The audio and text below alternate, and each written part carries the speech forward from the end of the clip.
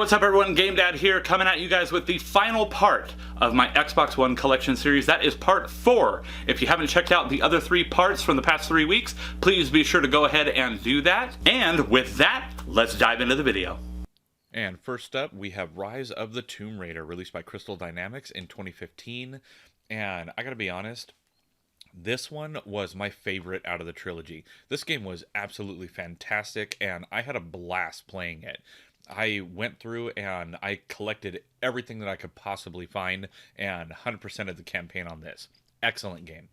Ryse, Son of Rome was released by Crytech in 2014, and this was pretty much the showcase for the Xbox One and what it was capable of doing, and I gotta say, I was thoroughly impressed. It is a very graphic game, as you can see by this, but it was a very fun game as well. I wouldn't say that it was more fun than any others that came out at this time, and I wouldn't go back and replay it, but overall, I did enjoy it. Up next is Sekiro: Shadows Die Twice, released by From Software in 2019, and yet again, one I haven't had a chance to play yet. Just too many games to count and so little time to play them. But this is another one I'm looking very excited to dive into and just experience, because I've heard amazing things about it. And from what I can see graphics-wise, I mean, the game is just fantastic. Here we have Shadow of Mordor, released by Monolith Productions in 2014, and this is a great game. It's very RPG-esque in terms of skills and stuff that you can unlock and places you can go and discover, but it also has a very just dive in and battle mentality to it, and I really enjoyed playing through this game. Here we have Shadow of the Tomb Raider, released by Eidos Montreal in 2018, and I did a full game review on this and did a playthrough on my Twitch channel, but honestly, I did not care for this one. I thought Ryse was way better. This one, graphically, of course, is absolutely impressive, but the story just really didn't grab me, and I thought it was kind of a poor ending to this trilogy. Up next is Star Wars Jedi Fallen Order, released by Respawn Entertainment in 2019, and this game was amazing. I loved this game.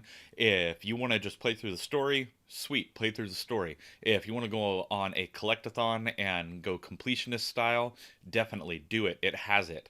This game was excellent, and it has been such a long time since there has been a really good story-based Star Wars game, and this one totally satisfied that. Up next is Sunset Overdrive, released by Insomniac Games in 2014, and I never really got into this game. I gave it the old college try. I tried and put a few hours into it, and I wasn't feeling it. It's very like parkour, acrobatic-esque, and just over the top with its enemies and weapons and stuff, but I just never really cared for this game.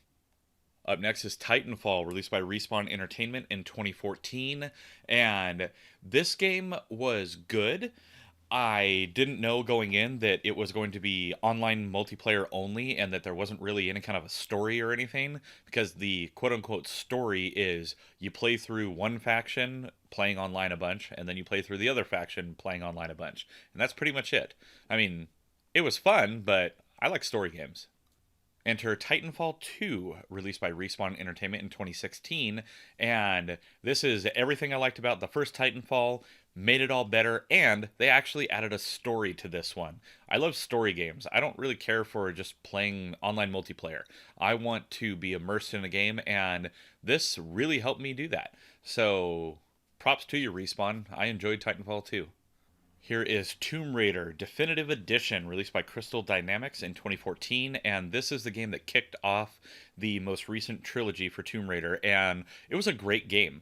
I still prefer Rise of the Tomb Raider, the second one in the trilogy, but this one was also excellent.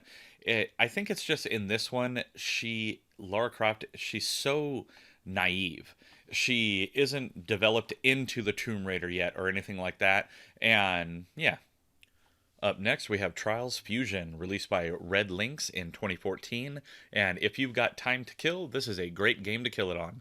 You go through and you can do like flips and crazy jumps, and it has over-the-top physics and stuff like that, and it is also very punishing at times. So if you want a game where it's just like, okay, I think I can do better, I just need one more try, this is definitely one of those one more try kind of games.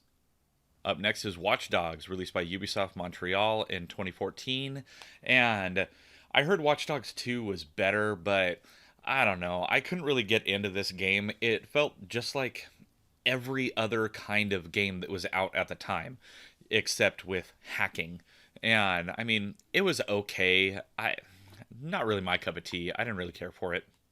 Here we have The Wolf Among Us, released by Telltale Games in 2014, and this game was awesome. If you've ever played one of the games from this company, you know that they are like interactive graphic novels, kind of, and this game was just great. It was a nice original story. I loved the cel-shaded look of everything, and it was just super fun to play through. Up next is Wolfenstein: The New Order, released by Machine Games in 2014, and this is a great game. Graphically, even though it's 6 years old at the time of this video, the game still looks fantastic. It's got a great story to it, and really it kicked off a whole new era of Wolfenstein games. And last up for this video series is Wolfenstein: The Old Blood, released by Machine Games in 2015, and this one wasn't really like a mainline franchise entry. It was kind of just a side story, but still a super fun game, very short, so don't expect, you know, a full 20-hour plus game out of this. It definitely will not deliver that, but it does deliver a fun experience, and in the end, that's what it's all about.